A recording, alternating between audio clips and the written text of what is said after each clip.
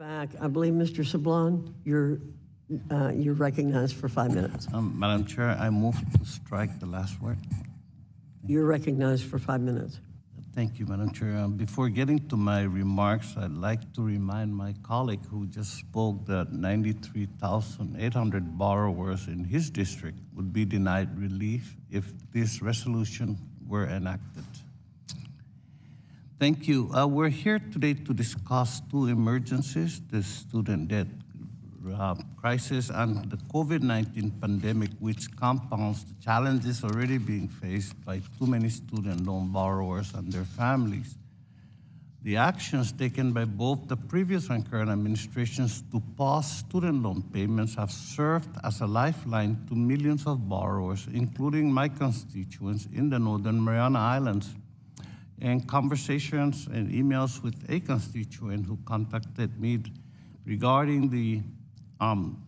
contacted me and just was discussing the daily routines, the daily rituals of life as a mother who had to come back and really get an education and start life again, struggles, but that there was one thing in her life that was a bright light. It was the student loan repayment pause and potentially the loan forgiveness.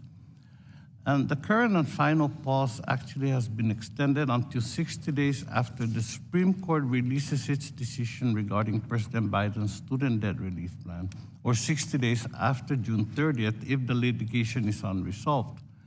Despite the nearing end to this extension, the resolution we are discussing today would harshly roll back the latest payment pause, which was in effect from September through December of 2022.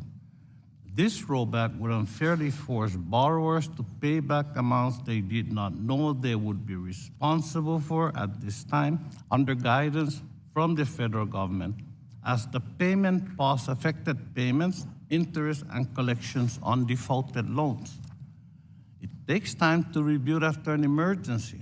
This is a notion that seems to have been understood by both sides of the aisle, given that the student loan payment pause was extended twice under the Trump administration.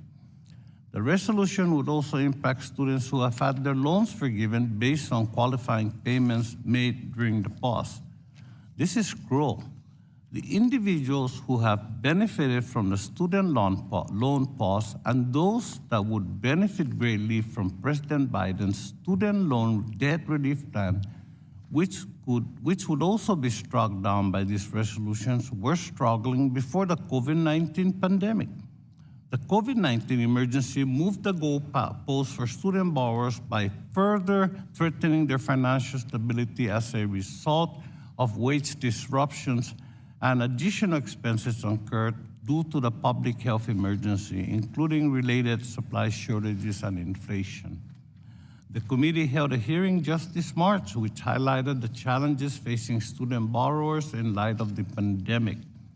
The policies our Republican colleagues are discussing reversing today were put in place with the recognition that we're facing a serious student debt problem, one that is contributing to the inability of students to afford even basic needs after graduation and would have likely caused devastation for many had the COVID flexibilities not been in place. I urge my colleagues to oppose this harmful resolution. This measure would preempt the legal proceedings currently underway in the Supreme Court and, most importantly, cripple millions of individuals who deserve to be supported, not penalized in their pursuit of a quality education and subsequent gainful employment. And for the record, none of my statements were written by ChatGPT, but were actually, the contribution actually included a student with student loan debt. Thank you very much. I yield back the balance of my time. Thank you. The gentleman yields. Ms. Miller, you're recognized.